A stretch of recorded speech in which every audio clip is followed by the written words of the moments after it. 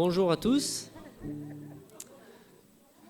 bonjour à chacun et à chacune, bienvenue dans la maison du Seigneur, dans ce bâtiment qui est un bâtiment matériel, mais nous formons en nous rassemblant une bâtisse spirituelle, celle que le Seigneur s'est choisie.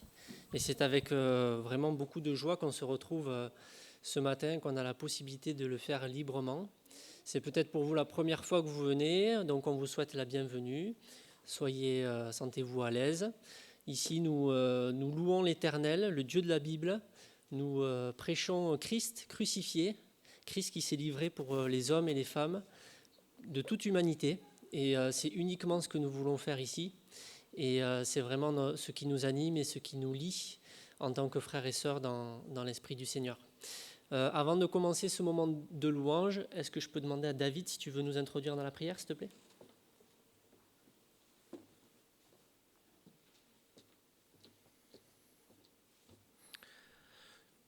Oui, notre Dieu, notre Père, encore un grand merci pour ce privilège que tu nous donnes d'être ici ce matin.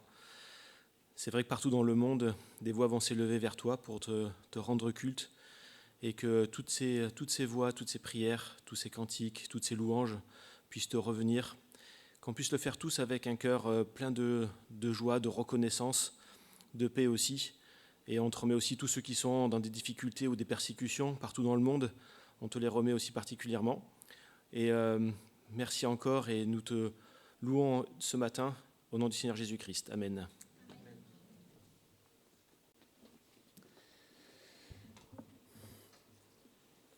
Alors, je vais vous expliquer comment va se dérouler le moment de louange ce matin. C'est assez simple.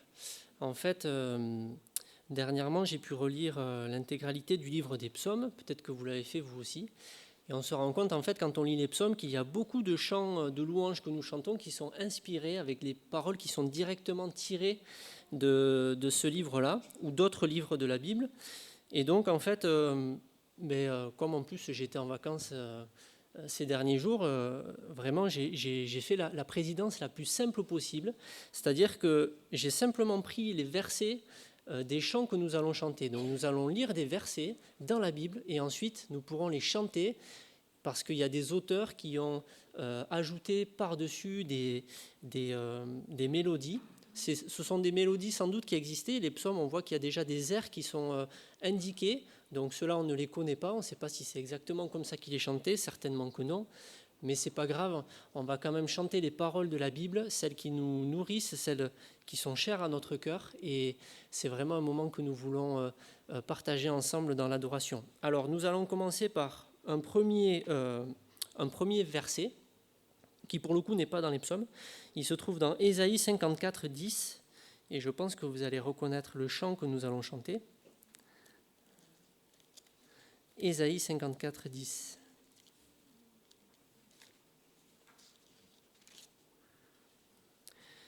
Donc c'est Dieu qui s'adresse à son peuple qu'il aime, le peuple d'Israël. Et c'est vrai que ce sont des paroles que nous pouvons nous aussi écouter pour nos cœurs parce que nous savons que Dieu nous aime de la même manière. Ésaïe 54, 10. Quand les montagnes s'éloigneraient, quand les collines chancelleraient, mon amour ne s'éloignera point de toi, et mon alliance de paix ne chancellera point, dit l'Éternel, qui a compassion de toi. Donc nous allons chanter à tue-tête ce joli chant. On a l'habitude de le chanter souvent au week-end d'Aucun quand nous sommes retirés dans la montagne. Ce week-end approche d'ailleurs, c'est fin septembre, on en reparlera au moment des annonces. Mais c'est vrai qu'on veut chanter ce chant avec cette confiance dans l'amour du Seigneur, dans l'amour qu'il a pour nous. On peut se lever pour chanter ce chant.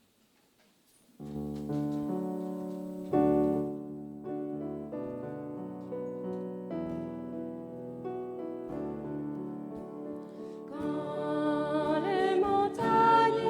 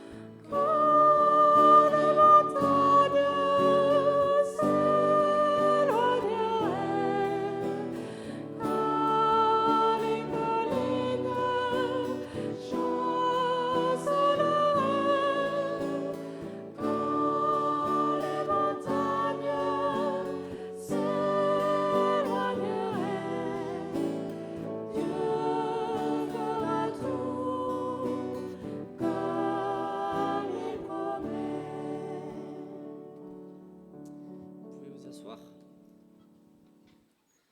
C'est vrai que ces paroles sont vraiment très réconfortantes pour nous. Nous savons que Dieu nous aime d'un amour infaillible. Nous sommes faillibles, nous le savons bien, mais son amour pour nous est infaillible. Et quand bien même les montagnes s'éloigneraient, lui, il ne s'éloignera pas de nous.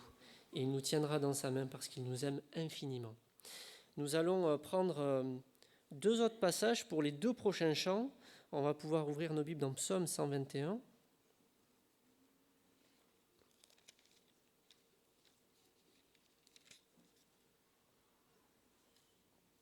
Il est encore question de montagne ici. Psaume 121. Je lève mes yeux vers les montagnes. D'où me viendra le secours ? Le secours me vient de l'Éternel qui a fait les cieux et la terre. Il ne permettra point que ton pied chancelle. Celui qui te garde ne sommeillera point. Voici, il ne sommeille ni ne dort, celui qui garde Israël. L'Éternel est celui qui te garde. L'Éternel est ton ombre à ta main droite. Pendant le jour, le soleil ne te frappera point, ni la lune pendant la nuit. L'Éternel te gardera de tout mal. Il gardera ton âme. L'Éternel gardera ton départ et ton arrivée, dès maintenant et à jamais. Et on peut enchaîner avec le premier verset du 122.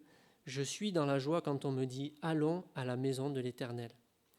Donc, ces paroles ont inspiré ce chant Maranatha, « Viens Seigneur », celui que nous allons chanter en suivant. Et puis nous pouvons aussi prendre le psaume 84 au verset 11 pour lire ce verset qui est repris plusieurs fois dans la parole, on le lit à plusieurs endroits. Psaume 84, 11. « Mieux vaut un jour dans tes parvis que 1000 ailleurs. Je préfère me tenir sur le seuil de la maison de mon Dieu plutôt qu'habiter sous les tentes de la méchanceté. » Mieux vaut un jour dans tes parvis. Donc nous allons enchaîner ces 2 chants, Maranatha et un jour dans tes parvis. On peut se lever pour chanter ensemble.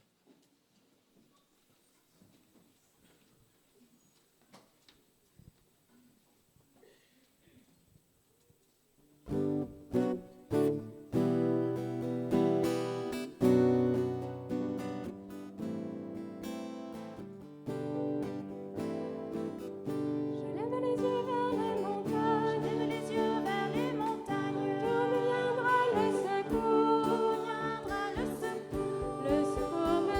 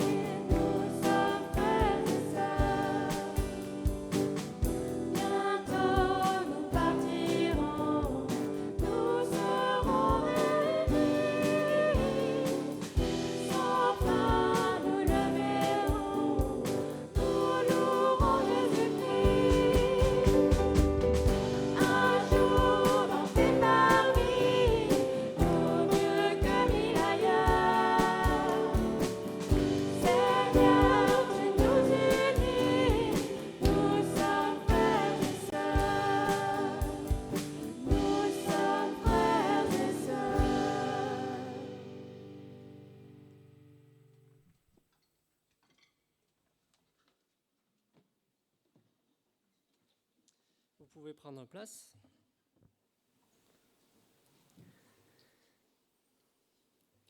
C'est vrai qu'on chante quelque chose dont on n'a pas encore idée, mais on sait par la foi et par ce qu'on peut lire dans la parole que quand on sera sur le parvis de la maison de Dieu, ça sera vraiment extraordinaire.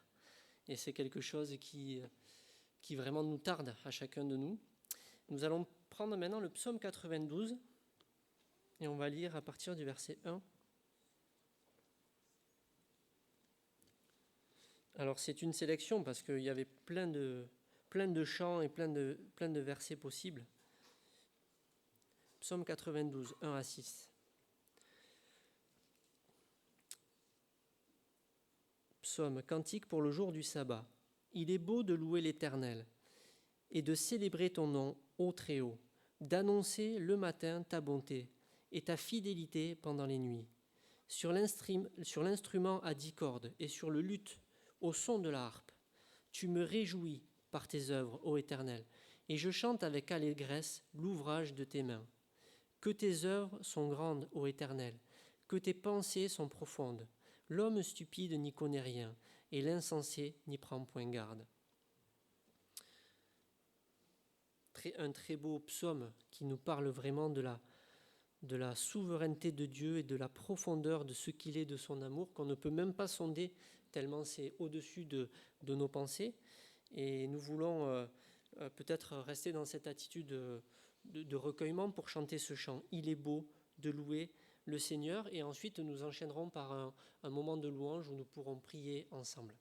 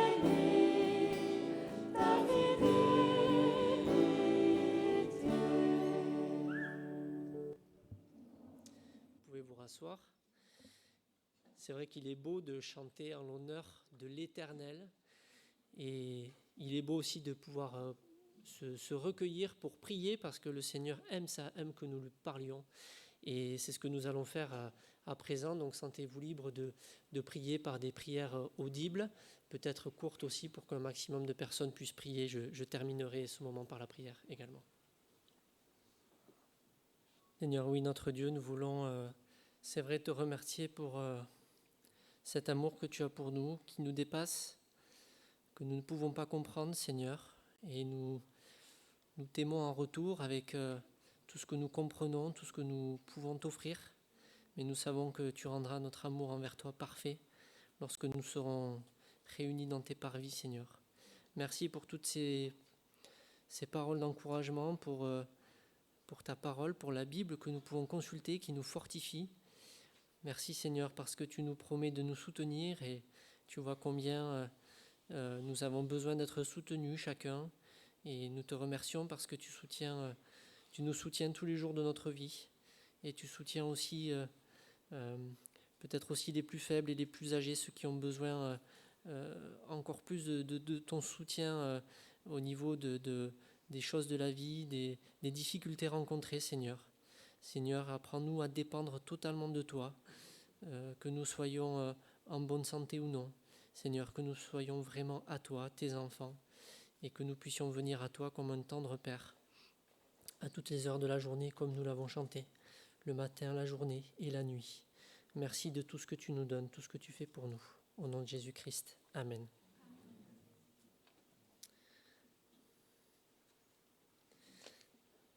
Alors je vais vous lire un verset pour annoncer le prochain chant. C'est le psaume 104, verset 1.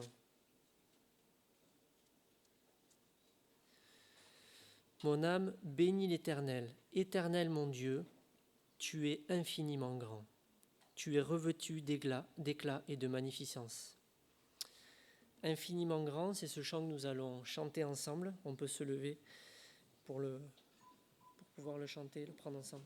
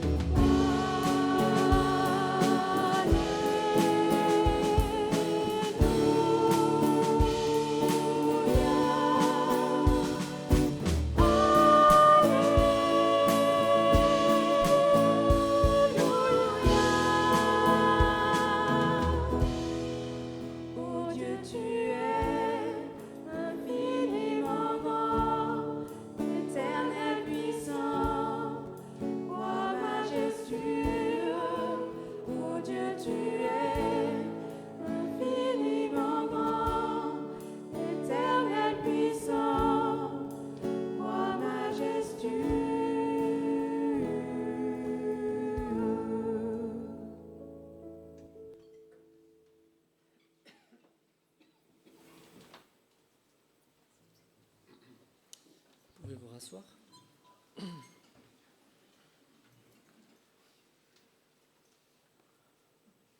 On va lire le psaume 27, verset 4, qui a aussi inspiré un chant très très beau que nous allons chanter en suivant. C'est un psaume de David, psaume 27, 4. Je demande à l'Éternel une chose que je désire ardemment. Je voudrais habiter toute ma vie dans la maison de l'Éternel pour contempler la magnificence de l'Éternel et pour admirer son temple. Donc nous avons ce chant qui s'appelle « Une chose » que vous connaissez peut-être et on peut rester assis peut-être pour le chanter ensemble. Ensuite, nous passerons au moment de la Sainte Seine. Donc chantons ce chant « Une chose ».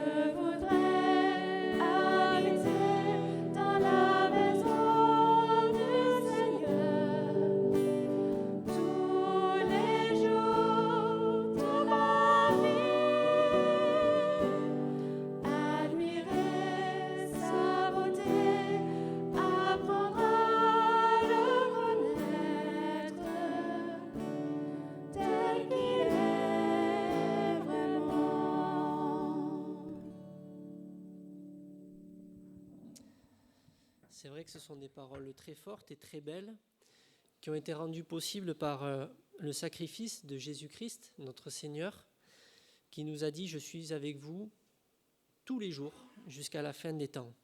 Ça veut dire que nous pouvons, en tant qu'enfants de Dieu, en tant que rachetés, en tant que nouveau-nés en Christ, nous pouvons vivre, expérimenter cela tous les jours de notre vie, être dans la maison du Seigneur, habiter tous les jours de notre vie auprès de lui, contempler sa beauté, apprendre à le connaître.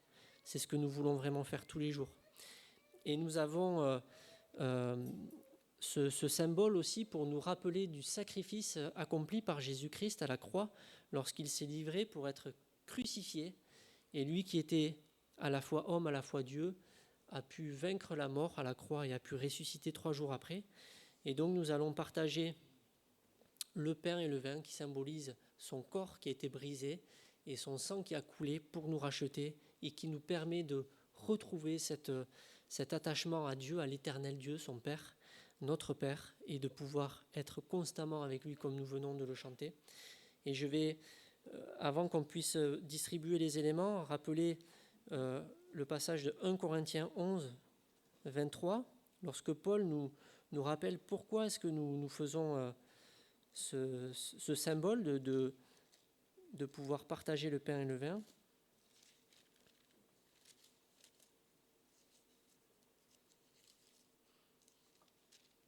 « 1 Corinthiens 11,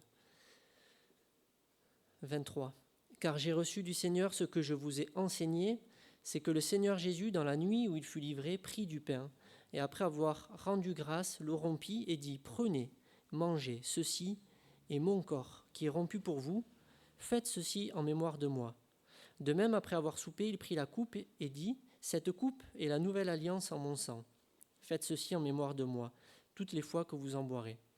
Car toutes les fois que vous mangez ce pain et que vous buvez cette coupe, vous annoncez la mort du Seigneur jusqu'à ce qu'il vienne.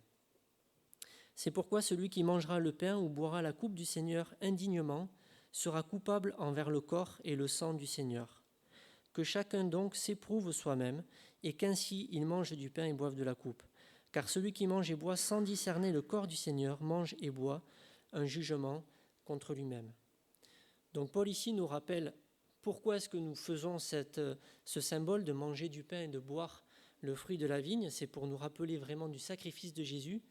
Et il nous rappelle aussi que c'est un acte qui est symbolique, mais qui doit se faire vraiment en toute conscience. Il faut vraiment comprendre ce que nous faisons. C'est pour ça qu'on rappelle qu'on demande à ceux qui participent à la table du Seigneur d'avoir été baptisés, d'avoir pu publiquement devant les gens témoigner qu'ils appartiennent au Seigneur, qu'ils ont accepté le Seigneur dans leur vie, qu'ils ont pu se faire baptiser pour symboliser aussi cette appartenance au Seigneur. Et puis, même si on a été baptisé et qu'on a pu témoigner publiquement, il faut, ce que l'on lit, en fait, il faut qu'on puisse être en règle avec le Seigneur.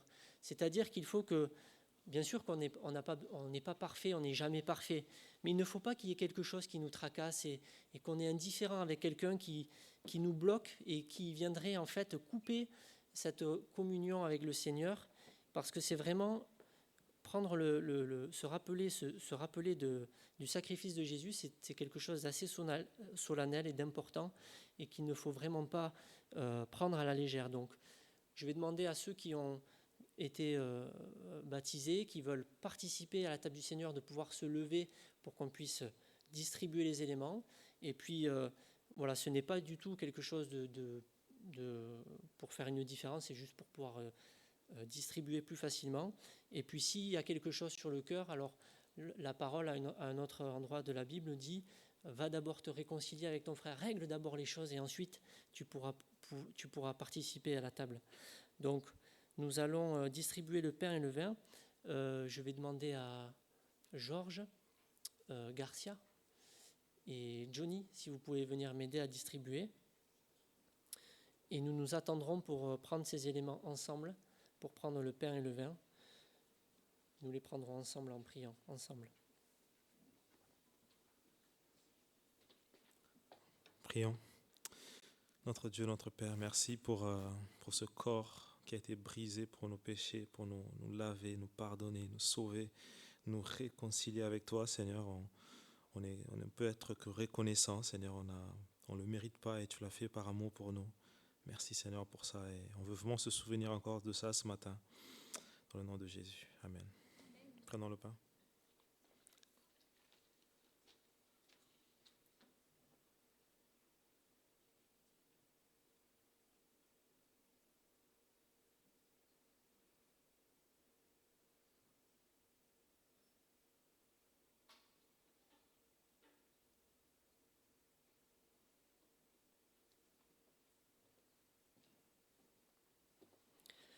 Seigneur notre Dieu, oui, nous voulons te remercier de pouvoir partager ce repas ce matin et de nous rappeler ce que tu as accompli pour nous. Seigneur, merci parce que tu as tout fait pour nous. Nous ne méritons rien par nous-mêmes, Seigneur. Tout ce que nous avons, c'est en toi. C'est ton sang qui a coulé, qui est symbolisé par le fruit de la vigne que nous avons dans les mains. Et nous voulons nous rappeler que tu as fait ça pour nous. Et en prenant ce pain et ce vin, nous voulons vraiment nous identifier à ce que tu as fait à la croix. Nous voulons te dire que nous sommes à toi, que nous t'appartenons, Seigneur, que tu nous as scellés de la nouvelle alliance. Nous sommes à toi, Seigneur. Merci, Seigneur, parce que, comme nous l'avons chanté, maintenant que nous sommes à toi, rien ne pourra nous ravir de ta main. Et nous sommes cachés auprès de toi, Seigneur, sous tes ailes. Merci, Seigneur, de cette grâce que tu nous fais et que cette grâce puisse vraiment se répandre à tous les hommes, que les cœurs puissent vraiment t'accepter et merci de te révéler à eux. On veut prendre ce vin en nous rappelant vraiment de ton sang qui a coulé pour nous et de tout cet amour que tu as pour nous que nous ne méritons pas. Au nom de Jésus-Christ. Amen.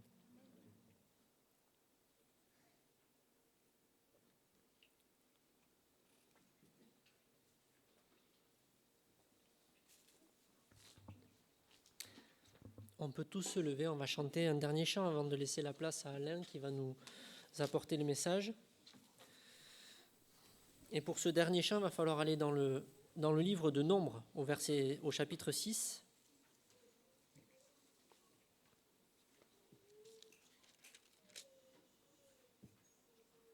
Et au verset 24. Nombre 6, 24. Que l'Éternel te bénisse et qu'il te garde. Que l'Éternel fasse luire sa face sur toi et qu'il t'accorde sa grâce. Que l'Éternel tourne sa face vers toi et qu'il te donne la paix. C'est ainsi qu'ils mettront mon nom sur les enfants d'Israël et je les bénirai. Nous allons chanter donc ce chant, bénédiction, avant d'écouter le message de la part du Seigneur.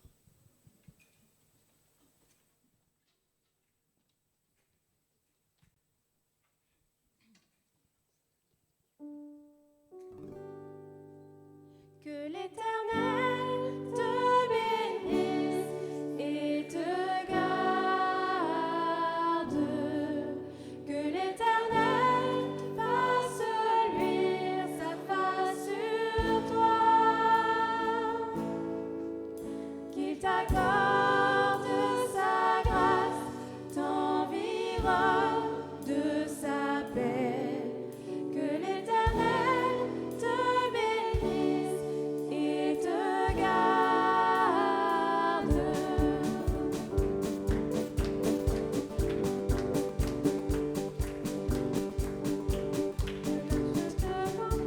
Il a fait avec toi une alliance éternelle. Son secours ne manque pas et pendant le combat, tes forces il renouvelle. Oh oh oh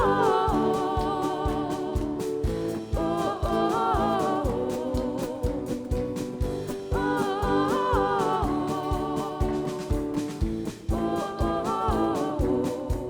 Que l'Éternel te bénisse et te garde. Que l'Éternel fasse luire sa face sur toi. Qu'il t'accorde sa grâce, t'environne de sa paix. Que l'Éternel te bénisse et te garde.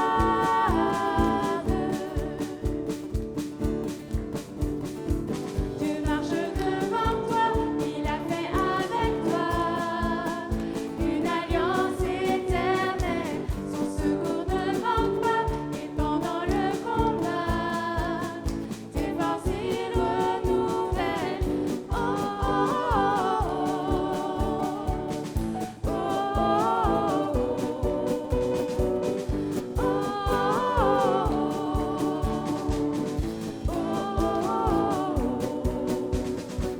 L'Éternel Dieu est au milieu de toi, comme un héros qui vient te sauver.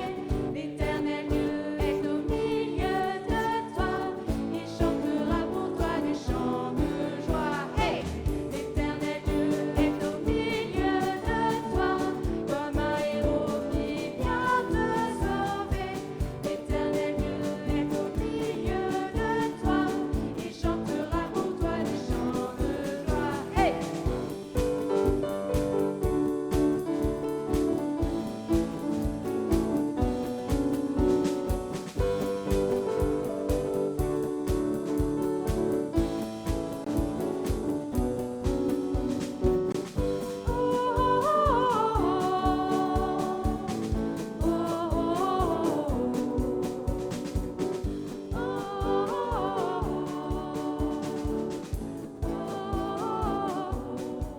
Que l'Éternel te bénisse et te garde.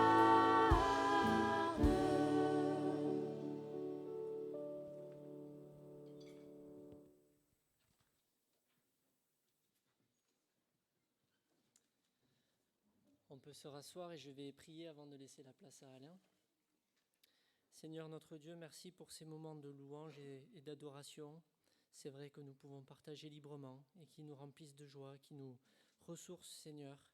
Et nous savons que les anges chantent dans le ciel avec nous et nous voulons par la foi, savoir que cette adoration éclate dans le ciel et nous voulons t'en rendre gloire, Seigneur. Merci, Seigneur, aussi de préparer nos cœurs à recevoir le message que tu as préparé pour nous ce matin. Merci de nous mettre à l'écoute et que nous soyons attentifs, que nous puissions retenir ce que nous allons écouter, entendre, et que si cela produise des changements en nous, que nous soyons prêts à les faire, Seigneur. Merci vraiment de nous attirer à toi, de nous transformer toujours plus à ton image. Merci de bénir Alain, ton serviteur, dans le message qu'il va nous apporter. Au nom de Jésus-Christ. Amen.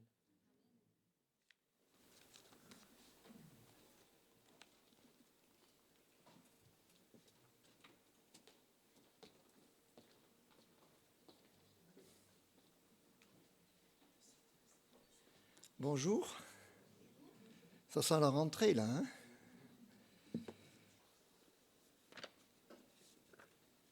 Ce matin, j'aimerais avec vous évoquer les rois de Juda dans le 2e livre des Chroniques. Et si vous avez pris le temps de lire ce livre et de voir le parcours de ces différents rois, après Salomon en particulier, vous avez remarqué qu'il y a toujours une appréciation qui est donnée de la part du Seigneur. Tel roi fit ce qui est droit aux yeux de l'Éternel, ou tel autre fit ce qui est mal. Et on verra que c'est ce qui compte, c'est l'appréciation de Dieu. Ce n'est pas l'appréciation des hommes. Parfois, il y a de très belles épitaphes sur les tombes évoquant ce que quelqu'un a fait, mais c'est l'épitaphe de Dieu, c'est ce que Dieu va dire qui compte. Et donc, j'ai pris le temps de tracer des courbes de ces rois. Donc, on va voir sur une projection différentes courbes de leur vie, finalement, et on va voir qu'il y a différents cas de figure dans ces différents rois qui ont régné à Jérusalem. Voilà, donc, schématiquement, vous avez des rois qui étaient assez bien quand même, c'est-à-dire qu'ils ont eu un bon parcours, ils ont mal terminé, ils ont eu une fin de vie un peu compliquée, mais globalement, c'était assez bien, il y avait une bonne appréciation du Seigneur. Donc, et j'en ai relevé 6 dans ce cas-là. D'autres étaient, une appréciation, c'était bien, c'est-à-dire que leur parcours était plutôt vers le haut, avec des bas aussi, quand même c'était assez fluctuant, mais globalement, on peut considérer qu'ils étaient bons, et il y en a 2 dans ce cas-là. Ensuite, il y a quelques rois qui sont très bons, très bien, l'appréciation, il y en a 2, pas beaucoup, très bons. Voilà, c'est vrai que du début à la fin, ils ont vraiment marché avec le Seigneur.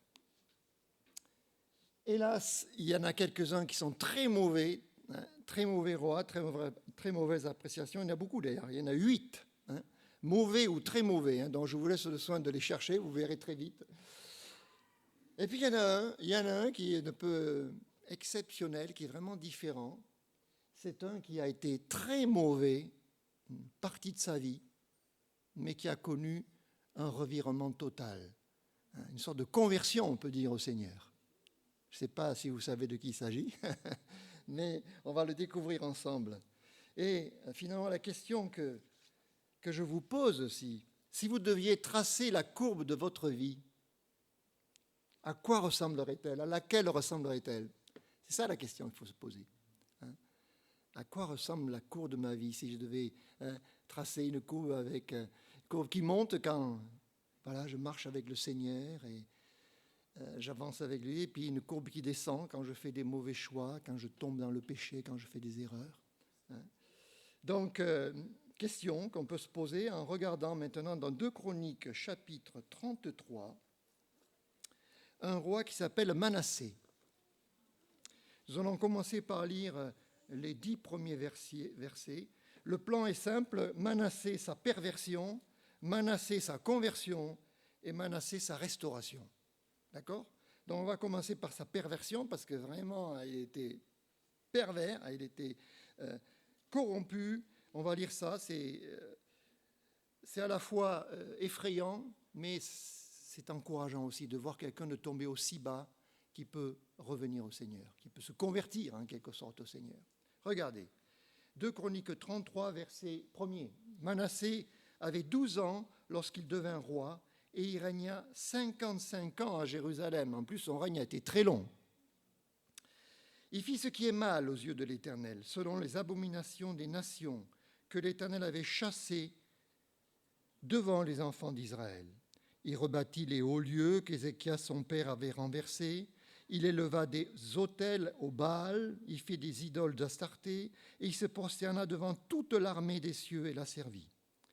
Il bâtit des autels dans la maison de l'Éternel, quoique l'Éternel ait dit, c'est dans Jérusalem que sera mon nom à perpétuité.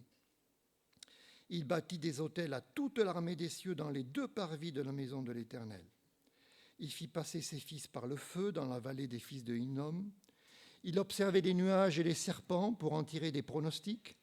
Il s'adonnait à la magie et il établit des gens qui évoquaient les esprits et qui prédisaient l'avenir. Il fit de plus en plus ce qui est mal aux yeux de l'Éternel afin de l'irriter. Il plaçait l'image taillée de l'idole qu'il avait faite dans la maison de Dieu, de laquelle Dieu avait dit à David et à Salomon son fils, « C'est dans cette maison et c'est dans Jérusalem que j'ai choisi parmi toutes les tribus d'Israël que je veux à toujours placer mon nom. Je ne ferai plus sortir Israël du pays que j'ai destiné à vos pères, pourvu seulement qu'ils aient soin de mettre en pratique tout ce que je leur ai commandé, selon toute la loi, les préceptes et les ordonnances prescrits par Moïse. » Mais à cause de Manassé, Juda et les habitants de Jérusalem s'égarèrent et firent le mal plus que les nations que l'Éternel avait détruites devant les enfants d'Israël. L'Éternel parla à Manassé, à son peuple, et ils n'y firent point attention. Alors l'Éternel fit venir contre eux les chefs de l'armée du roi d'Assyrie, qui saisirent Manassé et le mirent dans les fers. Ils le lièrent avec des chaînes d'airain et le menèrent à Babylone. Le père de Manassé s'appelait Ézéchias, qui était un très bon roi. C'est lui qui a rétabli la fête de la Pâque. Mais il y a eu un épisode dans la vie d'Ézéchias que vous pourrez lire dans le 2e livre de Rois ou dans Ésaïe, où à un moment donné, Dieu lui a dit, maintenant Ézéchias, mets tes affaires en règle, tu vas mourir. Voilà. Donc c'était une annonce terrible. Dieu lui a dit, voilà, règle tout parce que je vais te reprendre. Voilà, Seigneur, il s'est mis à prier, Seigneur, je t'en prie. Seigneur, non, donne-moi encore quelques années de vie. Il a pleuré, il a crié. Et le Seigneur a dit, bon, je t'exauce, je t'accorderai encore 15 ans. Mais regardez l'âge qu'il a, Manassé, il a 12 ans.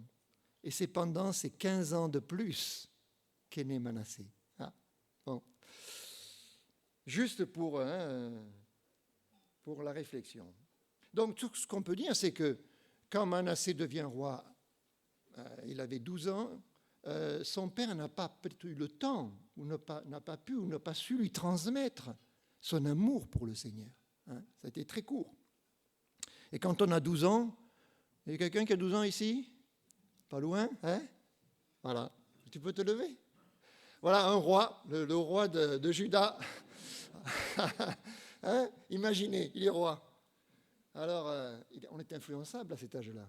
On peut imaginer tous les conseillers qui sont arrivés, qui sont venus autour. Après Ézéchias, qui était un roi fidèle qui marchait avec le Seigneur, il y avait des gens de Juda qui auraient aimé aller ailleurs, hein, vers des idoles, etc. Donc, ils ont commencé certainement à avoir une influence négative aussi sur Manassé. Et donc, voilà, l'appréciation n'est pas bonne du tout. Hein. Il fit ce qui est mal aux yeux de l'Éternel. Et comme je le dis, c'est ça qui compte. Quelle est l'appréciation de Dieu sur notre vie aujourd'hui et quand nous serons dans sa présence? C'est ça qui compte. Donc il va tout rebâtir, tout ce que son père a démoli, lui il va le reconstruire. Les temples d'idoles, il va profaner le temple. Hein, et on peut lire un verset parce que quand on parle du temple, ça ne nous parle pas trop nous aujourd'hui parce qu'il n'y a plus de temple, mais il y a quand même un temple aujourd'hui, non? Hein? Il est où le temple? C'est nous. Hein? C'est chaque chrétien. Alors on peut lire 1 Corinthiens 6, versets 19 et 20, qui nous dit que C'est notre corps qui est maintenant le temple Saint-Esprit. Et on voit que ce roi, il a profané le temple de Dieu, la maison de Dieu. La maison de Dieu, alors c'est aussi l'Église si on veut, mais c'est chaque chrétien. Ne savez-vous pas, votre corps est le temple du Saint-Esprit qui est en vous et que vous avez reçu de Dieu. Vous ne vous appartenez pas à vous-même, car vous avez été rachetés à un grand prix. Rendez donc gloire à Dieu dans votre corps et dans votre esprit qui appartiennent à Dieu. Donc, nous sommes appelés à glorifier Dieu dans notre corps aussi, qui est le temple de Dieu. Est-ce que nous prenons soin de notre corps aussi ? C'est important, c'est vrai sur le plan physique. Qu'est-ce que nous mangeons ? Qu'est-ce que nous buvons ? Mais aussi, on peut souiller son corps avec bien d'autres pratiques, l'immoralité sexuelle, des drogues, n'est-ce pas ? Toutes sortes d'influences mauvaises qui profanent aussi le temple de Dieu, le temple du Saint-Esprit. Regardez encore un autre péché de ce roi, il fit passer ses fils par le feu. C'est une expression qui, ici, est plus douce que la réalité, parce que faire passer par le feu, on peut imaginer qu'ils ont sauté à travers du feu, etc. C'était plus que ça, c'est-à-dire que ses fils, il est brûlé. Il y avait une divinité qui s'appelait Moloch. On peut lire le psaume 106 et verset 37. Psaume 106, verset 37. Donc ici, j'ai mis la version second 21 parce qu'elle est plus proche du texte, parce qu'il est dit « Ils ont sacrifié leurs fils et leurs filles aux démons ». Vous avez peut-être aux idoles, mais le terme exact, c'est aux démons. Derrière les idoles, ce sont des démons, finalement. C'est terrible. Donc, ils ont sacrifié, ils ont versé le sang innocent, le sang de leurs filles et de leurs fils, qu'ils ont offert en sacrifice aux idoles de Canaan. Et le pays a été souillé par ces meurtres. Donc, Moloch, c'était une idole païenne qui était chauffée à blanc. C'était, à l'intérieur, il y avait un feu, une fournaise. C'était comme un four, si vous voulez. C'était une idole de métal avec une grande bouche. Et là, il déposait les enfants. C'était terrible. Un four, il les brûlait. C'était donc horrible ce qu'il pouvait faire, combien il pouvait être pervers et corrompu. Et Jérémie 19, versets 4 et 5, rappelle ce péché. Donc il faut bien voir que derrière la sévérité de Dieu, parfois on dit Dieu il est sévère, il est dur, mais regardez les péchés dans lesquels ils étaient tombés. Le texte dit qu'ils ont fait plus le mal que les nations qui étaient là en Canaan et que Dieu a chassé devant Josué. Jérémie 19, verset 4, il est dit, ils m'ont abandonné et ils ont profané ce lieu. Ils y ont fait brûler de l'encens en l'honneur d'autres dieux, des dieux que ni eux, ni leurs ancêtres, ni les rois de Juda ne connaissaient. Ils ont rempli cet endroit de sang innocent. Et le verset 5 nous dit qu'ils ont construit des hauts lieux à Baal, pour brûler leurs enfants aussi. À Baal aussi, les sacrifices en holocauste, les enfants étaient sacrifiés comme des animaux. Cela, je ne leur avais ni ordonné ni prescrit. Cela ne m'était pas venu à la pensée. Parfois, on entend des crimes ici-bas, on se dit, mais comment ça peut venir à l'esprit de quelqu'un de faire de telles horreurs ? L'être humain est vraiment corrompu, pervers. Le péché est terrible, terrible. Donc, alors on dit, oui, c'était terrible, mais aujourd'hui, on ne fait plus ces choses-là. Si, on en entend encore, des crimes horribles. Mais vous savez, parfois, c'est des sacrifices vivants que l'on fait. C'est-à-dire, on peut sacrifier ses enfants aussi, différemment. On peut les sacrifier à d'autres idoles, à l'idole de, je ne sais pas moi, même du sport. C'est-à-dire, parfois, on peut dire, allez, je veux que tu sois un champion, je veux que tu sois une championne, et je veux que tu gagnes. Alors on les pousse, les parents les poussent pour qu'ils soient les meilleurs. Et les enfants peuvent être sacrifiés ainsi. Ils peuvent être sacrifiés ainsi à un loisir, à un sport, ça peut être aussi la musique, je ne sais pas, plein d'activités possibles qui peuvent détourner aussi du Seigneur et sacrifier ses enfants, quoi. Plus loin, donc si on revient dans les péchés, il faut les parcourir pour comprendre. Toujours 2 Chroniques 33, versets 5 et 6, on voit qu'il se tourne aussi vers la magie, les prédictions, les esprits même. Donc tout ça, c'est très actuel aussi. Et l'horoscope, c'est toujours très présent J'ai pensé à quelque chose, si on vous demande votre signe. J'aime vous dire, c'est quoi votre signe? Hein? Moi, je dirais c'est la croix. Voilà. C'est la croix. Mon signe, c'est la croix, parce qu'on pourrait dire c'est le poisson, parce que vous savez, c'est aussi Jésus-Christ, mais non, là, ça existe déjà, donc on peut dire c'est la croix. Voilà. Donc, ça, la croix, c'est quoi la croix? La croix de Jésus-Christ, je suis chrétien, voilà. Hein? Dieu a interdit ces pratiques-là.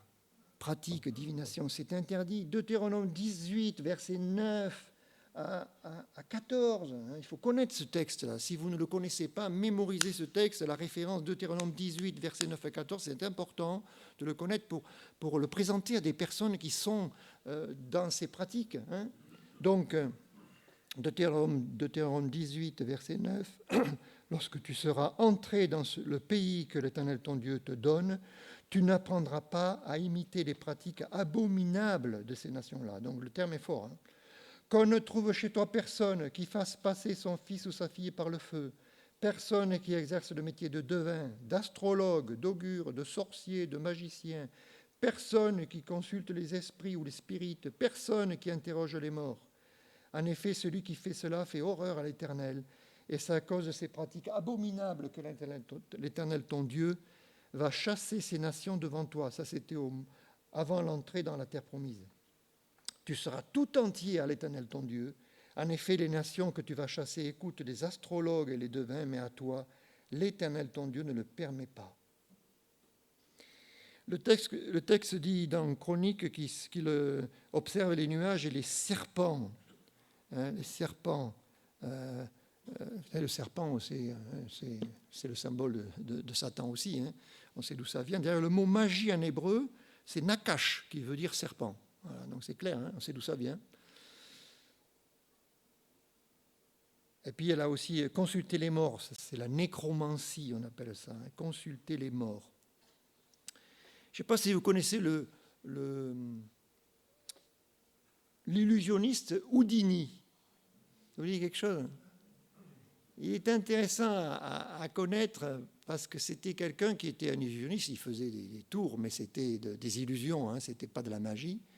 Mais lui, il était contre justement la pratique de parler avec les morts, parce qu'à l'époque c'était la mode hein, dans sa période, hein, et donc il a démasqué cela. Il a essayé de démontrer hein, que c'était faux, c'était des personnes qui truquaient, qui imitaient la voix des disparus, etc. On sait très bien qu'il peut y avoir aussi des démons derrière ces choses-là, mais lui, au moins, il a montré que tout ça, c'était faux. Hein. Donc, c'est intéressant de savoir que certains ont discerné hein, que tout ça, c'était tromperie, quoi. Et donc, le pire de tout ça, c'est que verset 10, l'Éternel parla à Manassé, à son peuple, mais il n'y fera pas attention. Donc, voilà, Dieu parle pourtant. Dieu a parlé. Il y avait des prophètes, il y avait certainement des interventions de Dieu, mais ils n'ont pas écouté. Est-ce que nous écoutons Dieu quand il nous parle? La parole de Dieu, hein, c'est important. Hein. Alors après la perversion, passons à la conversion. Versets 11 à 13, 2 Chroniques 33, versets 11 à 13. Regardez, on a lu le verset 11 déjà, on voit qu'il est à Babylone, on va regarder les versets 12 et 13. Lorsqu'il fut dans la détresse, il implora l'Éternel, son Dieu, et il s'humilia profondément devant le Dieu de ses pères. Il lui adressa ses prières, et l'Éternel, se laissant fléchir, exauça ses supplications, et le ramena à Jérusalem, dans son royaume, et Manassé reconnut que l'Éternel est Dieu. Dieu l'a jugé juste avant, il a envoyé des Assyriens, il a été déporté, mais là, en prison, dans les chaînes, eh bien, Manassé va s'humilier profondément, il est dit. Il va s'humilier profondément, il va se repentir, il va passer par la repentance. Et on va s'arrêter un peu sur ce sujet de la repentance. Ésaïe 55, versets 6 à 9, nous donne une bonne explication de ce que c'est, ce changement de pensée, de voir Dieu différemment, de voir le péché différemment, de se voir comme Dieu nous voit. Hein. Regardez donc, Ésaïe 55, verset 6. Recherchez l'Éternel pendant qu'il se laisse trouver ou pendant qu'il se trouve. Faites appel à lui tant qu'il est prêt. Que le méchant abandonne sa voie et l'homme injuste ses pensées. Donc il y a vraiment l'idée de laisser ses pensées, les pensées qu'on avait jusque-là, les abandonner, qui retourne à l'Éternel, il aura compassion de lui et de se tourner vers Dieu, qui retourne à notre Dieu car il pardonne abondamment. En effet, vos pensées ne sont pas mes pensées et mes voies ne sont pas vos voies. C'est ça. Les pensées de l'homme sont erronées, sont souvent fausses, égarées. Le ciel est bien plus haut que la terre, de même mes voies ne sont bien au-dessus de vos voies et mes pensées bien au-dessus de vos pensées. Donc voilà, abandonner ces pensées. La repentance, c'est ça. Je vais plus me voir comme je me voyais jusque-là. Je vais m'exposer au Seigneur, à sa parole, pour qu'il me juge, pour qu'il me montre ce qui ne va pas. Et je vais voir le péché tel qu'il est, comme une abomination de Dieu. Le péché, c'est toujours grave, mes amis. Il n'y a pas de petits péchés. C'est donc reconnaître ses erreurs, ses fautes, accepter ce que Dieu dit. Dans le grec, la repentance, c'est métanoïa. C'est changer de pensée. Voilà. Changer de pensée. Il y a aussi une tristesse quand on se repent, une tristesse du cœur. Donc la tête est touchée, les pensées, l'intelligence, mais aussi le cœur doit être touché. Regardez, Pierre, quand il prêche dans Actes 2, 37, 38, Actes 2, 37, 38, on voit ce qu'il dit et comment réagit le peuple. Actes 2, 37. Après avoir entendu ce discours, ils eurent le cœur vivement touché. C'est le cœur qui doit être touché aussi. Et ils dirent à Pierre et aux autres apôtres, « Hommes frères, que ferons-nous » Pierre leur dit, « Repentez-vous. » Repentez-vous. Si vos pensées, votre intelligence est touchée, si votre cœur est touché, repentez-vous. Une traduction dit, « Changez d'attitude. » vis-à-vis de Dieu, vis-à-vis du péché, vis-à-vis de vous-même. Il y a vraiment l'idée d'avoir un regret, d'avoir une tristesse sur ce qu'on a commis et un désir de ne plus le commettre, un dégoût du péché. Il s'humilia profondément. Quand dans l'Ancien Testament, il est parlé de jeûner, le jeûne, vous savez, s'abstenir de nourriture pour prier le Seigneur, eh bien, c'est l'idée d'humilier son âme. Il y a humilier son âme. C'est vraiment quelque chose de profond, hein, de s'abaisser devant le Seigneur et de pleurer s'il le faut. Il s'humilia profondément. Il est probable qu'il a pleuré devant le Seigneur, comme son père l'avait fait, pour d'autres raisons. Et c'est aussi confesser. Hein, quand il est dit qu'il a prié le Seigneur, et il a sûrement confessé ses péchés, il a supplié le Seigneur. Donc, il y a la tête qui est touchée, il y a le cœur qui est touché, et il faut que ça sorte. Il faut que ça sorte d'une manière ou d'une autre. Ça peut sortir par les larmes, qui est une chose, mais il faut que ça sorte par les paroles aussi. C'est vrai pour le salut. De toute façon, si tu crois dans ton cœur, et si tu confesses de la bouche, Seigneur Jésus, tu seras sauvé. Il faut le confesser, il faut le dire, il faut le proclamer. Il supplie Dieu. Si nous confessons nos péchés, il est fidèle et juste pour nous les pardonner. Regardez, toujours Ésaïe 57, verset 15. J'aime beaucoup ce verset. C'est vraiment un verset encourageant. Là, nous sommes sur la courbe qu'on a vue. On est vraiment au bas de la courbe, là. Mais c'est là que tout va changer. C'est là que, pour nous, il y a eu la croix. Parce que cette courbe de Manassé, ça devrait être la nôtre, quelque part, parce que tous, on a mal commencé. Voilà, on est descendu, on était sans le Seigneur, jusqu'à ce qu'il y ait la rencontre avec Christ, à la croix, Christ mort pour nos péchés. Et là, au plus bas, on a commencé à remonter. On va le voir. Regardez, c'est beau ce passage. Ésaïe 57, verset 15. « Car ainsi parle le Très-Haut. celui dont l'habitation est éternelle, la demeure est éternelle et dont le nom est saint. J'habite dans les lieux élevés et dans la sainteté. Donc là, on a un Dieu qui semble inaccessible, hein? Un Dieu saint. Mais je suis avec l'homme et la femme, contrits et humiliés, afin de ranimer les esprits humiliés, afin de ranimer les cœurs contrits. Une autre version dit « Je suis avec l'homme brisé et abattu, afin de redonner vie à l'esprit abattu et le cœur brisé. » C'est ça. La repentance, on en arrive là. Nous sommes brisés, nous sommes abattus, nous sommes tristes sur notre péché, sur notre vie. Mais nous ne sommes jamais aussi près de Dieu que quand nous nous humilions, quand nous nous abaissons. Car celui qui s'abaisse sera élevé, mais celui qui s'élève sera abaissé. Si vous dites, mais pasteur, moi je ne suis pas trop mal quand même hein, par rapport à d'autres, là vous êtes en train de vous élever. Mais si vous dites, ça c'est moi, oui c'est moi, je suis un pécheur, je suis abattu, brisé. Là vous êtes près du Seigneur, plus près que jamais. Est-ce que vous êtes passé par une telle repentance? Est-ce que vous pouvez dire, oui, je suis passé par là? Comme Manassé, je suis descendu, et là, en bas, je me suis humilié, je me suis repenti. Je me suis tourné vers le Seigneur Jésus. J'ai reconnu que l'Éternel est Dieu, que Jésus-Christ est mon Sauveur. Et donc, ensuite, c'est la restauration. Si on revient à la suite du texte dans 2 Chroniques 33, verset 14 et suivant, à 17, 14 à 17. Après cela, il bâtit en dehors de la ville de David, à l'occident, vers Guillon dans la vallée, un mur qui se prolongeait jusqu'à la porte des poissons dont on entoura la colline.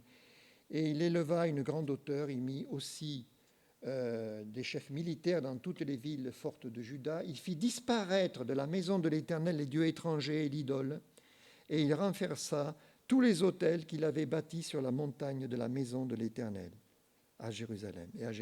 Et il les jeta hors de la ville. Il rétablit l'autel de l'Éternel et y offrit des sacrifices d'action de grâce et de reconnaissance. Et il ordonna à Juda de servir l'Éternel, Dieu d'Israël. Le peuple sacrifiait bien encore sur les hauts lieux, mais seulement à l'Éternel son Dieu. Voilà.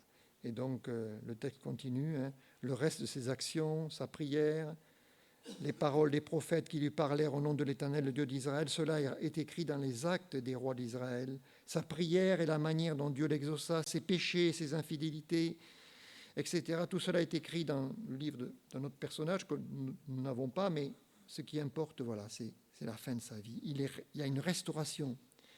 La restauration, ce sont les fruits, comme dit la Bible, qui confirment la repentance. Les fruits dignes de la repentance. Regardez, Luc 3, verset 8, c'est Jean-Baptiste qui demandait cela à ceux qui venaient vers lui. Une fois qu'on s'est repenti, il faut qu'ensuite on voit des signes, des fruits.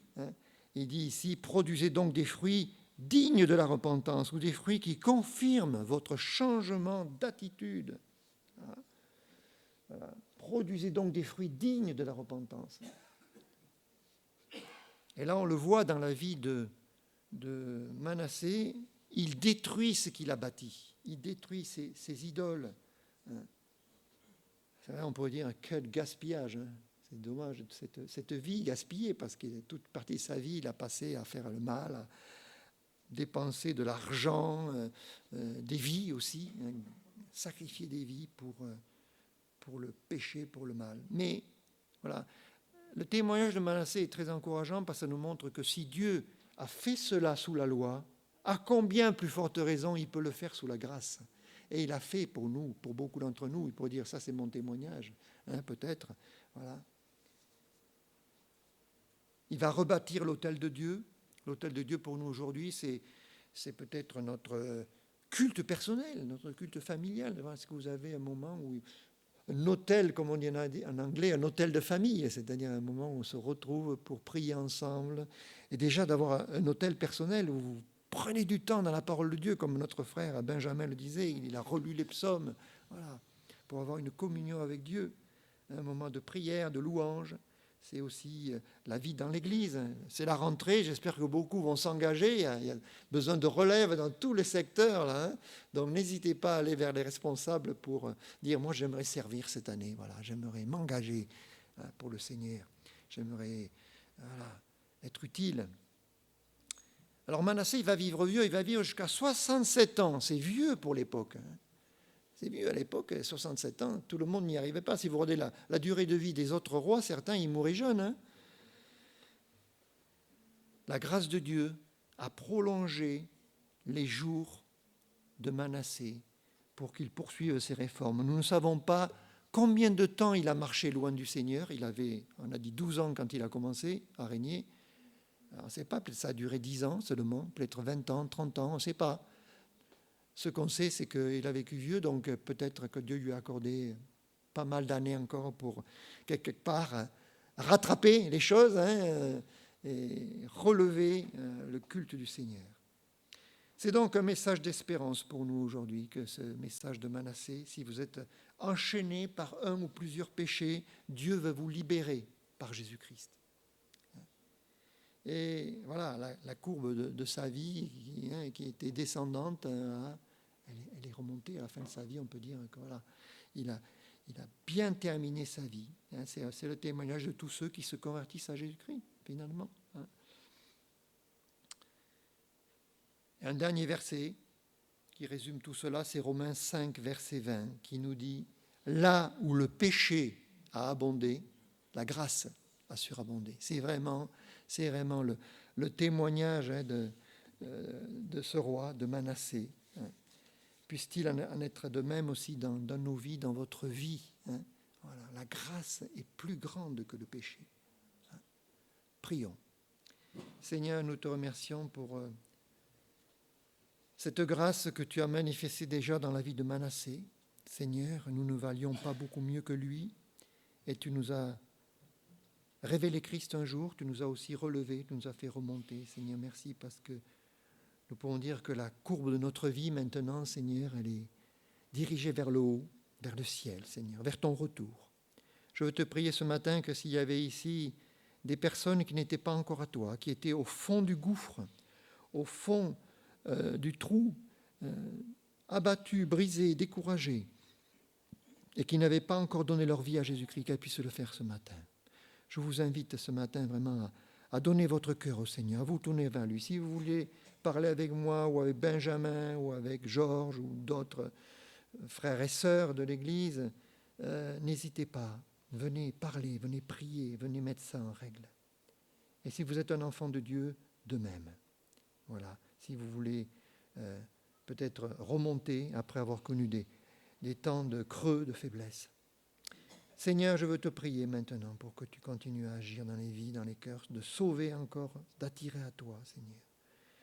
Et puis de consacrer tes enfants. Nous te prions, Seigneur, pour que tu nous aides tous à regarder vers le haut, à désirer, Seigneur, servir et remonter la pente si nous sommes descendus, Seigneur, que nous puissions prendre à cœur de marcher avec toi, d'écouter ta voix, d'écouter ta parole, Seigneur.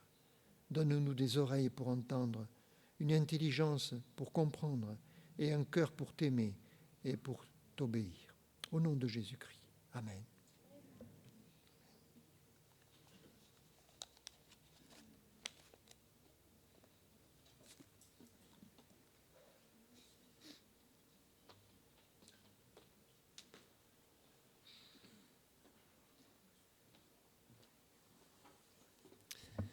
Merci Alain pour ce message clair et limpide. Merci au Seigneur de nous avoir donné cette nourriture ce matin qui doit être digérée maintenant. Et ce qui est intéressant, c'est que ce message ce matin est vraiment pour tout le monde, que nous n'ayons pas donné notre vie encore au Seigneur ou que nous l'ayons fait. Nous avons tous besoin de revenir régulièrement à la croix et parfois de nous humilier à nouveau, comme il nous l'a été dit. Et c'est quelque chose que nous devons vraiment, nous devons être conscients de ça. C'est quand on a accepté le Seigneur, c'est pas une fois pour toutes, et nous devons souvent revenir, nous humilier auprès du Seigneur. Et c'est comme ça que nous pouvons grandir avec lui. Merci vraiment pour la limpidité de ce message qui nous a tous touchés. Et nous allons chanter ce chant qui s'appelle « Par la croix », qui a été chanté dimanche dernier déjà. Nous allons le rechanter, on peut se lever ensemble pour le chanter ensemble.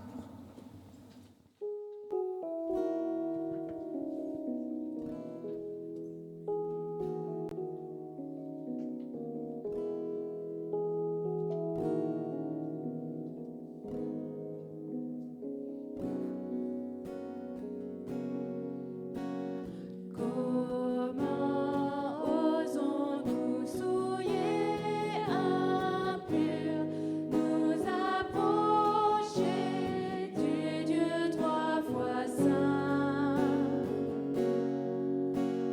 Sa loi exige la perfection. Comment purifier nos cœurs, nos mains? Comment pouvons-nous, peu infidèles, vivre avec Dieu en intimité? Chaque jour nous le déshonorons. Comment nos fautes sont-elles pardonnées? C'est par la croix où il s'est donné, et par son sang qu'il lave nos péchés, par sa justice comptez-vous. En Jésus nous tenons debout.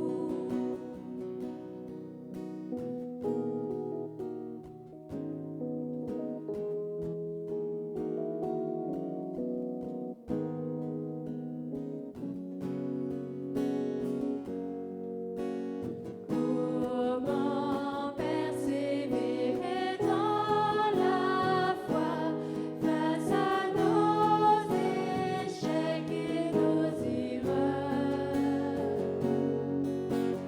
Ils éveillent en nous la peur, le doute. Comment répondre à l'accusateur? C'est par la croix où il s'est donné, et par son sang qu'il lave nos péchés, par sa justice comptez pour nous. En Jésus nous tenons debout. Quand viendra le jour du jugement, où nous verrons notre Créateur, nous pourrons plaider avec confiance l'œuvre accomplie de notre Sauveur. C'est par la croix où il s'est donné, et par son sang qu'il lave nos péchés, par sa justice comptez pour nous. En Jésus nous tenons debout. C'est par la croix où il s'est donné, et par son sang qu'il lave nos péchés, par sa justice comptez pour nous. En Jésus nous tenons debout. Vous pouvez vous rasseoir.